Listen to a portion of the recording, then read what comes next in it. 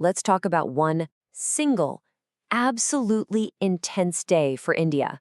We're looking at August 6th, 2025.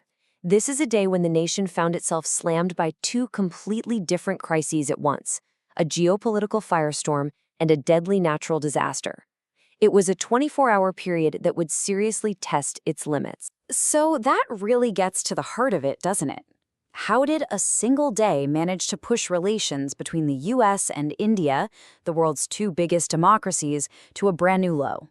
Well, let's break down exactly what went down. The first crisis of the day didn't even start in India. It kicked off in Washington, D.C., with an economic bombshell aimed right at the heart of U.S.-India trade. 50%.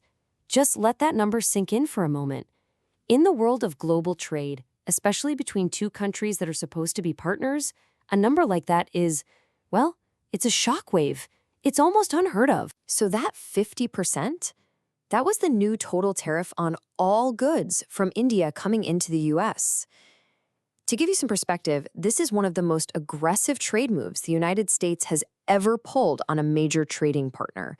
It created an instant crisis. So how in the world did we get to 50%?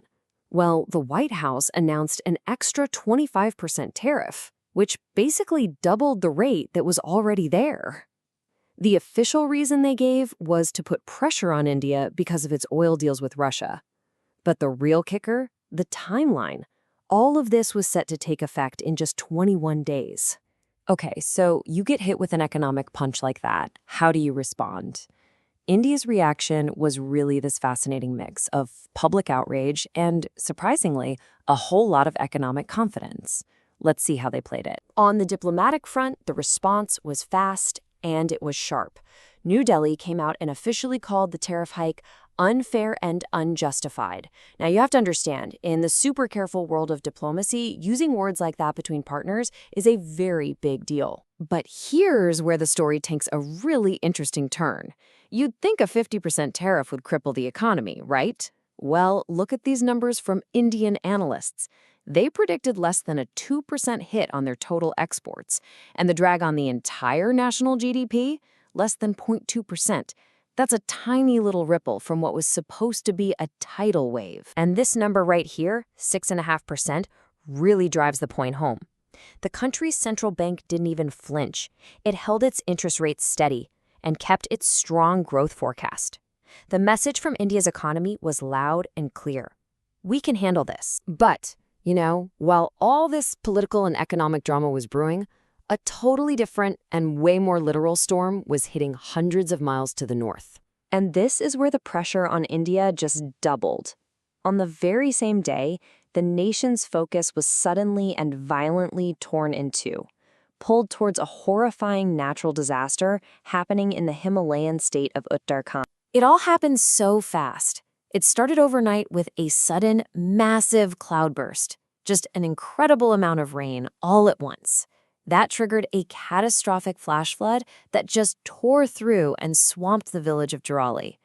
The response had to be immediate, coordinated from the very top levels of government. As the morning came, the true human cost started to become clear. The first reports were just awful, confirming at least 5 people had died in the initial flooding. And that number was only the beginning of the tragedy.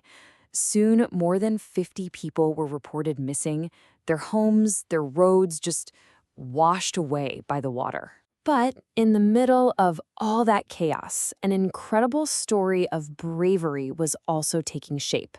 A huge, coordinated rescue effort by disaster teams and the army managed to pull nearly 190 people to safety, people who had been trapped by the floodwaters. So, think about this. You've got these two massive crises hitting at the exact same time. One is economic, the other is humanitarian. You'd think a country would just grind to a halt, right? Well, that's not what happened. Not at all. It's pretty amazing, really. Even while the government is juggling a trade war on one hand and a natural disaster on the other, the actual day-to-day work of building the country for the long haul just kept going. And this gives you a snapshot of what I mean.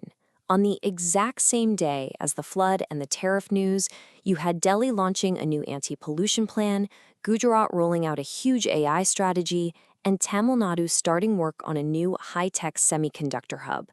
This shows a system that's built to keep moving forward, to plan for the future, even when the present is in total crisis mode. Okay, so that resilience we just saw is a really big clue.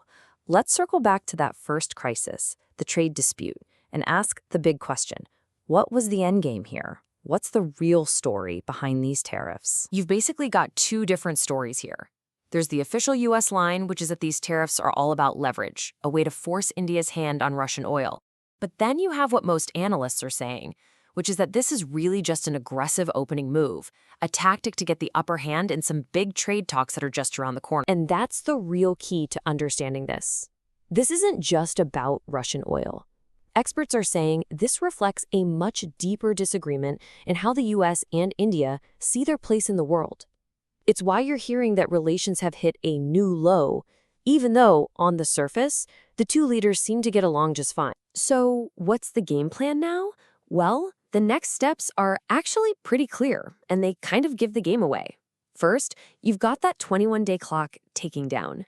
Then, you have a US team scheduled to land in India right before the deadline, and that sets the stage for some very intense, high-stakes negotiations. And when you put all the pieces together, the takeaway is pretty clear. This huge tariff shock wasn't really meant to be the end of the story. It was the dramatic opening act, a classic negotiating power play designed to give Washington as much leverage as possible when they finally get to the bargaining table. Which leaves us with one final, really important question. With these big talks coming up, are these aggressive tariffs a real breaking point for the US-India relationship? Or is this just the new, high-stakes cost of doing business between two global powers trying to find their way in a rapidly changing world?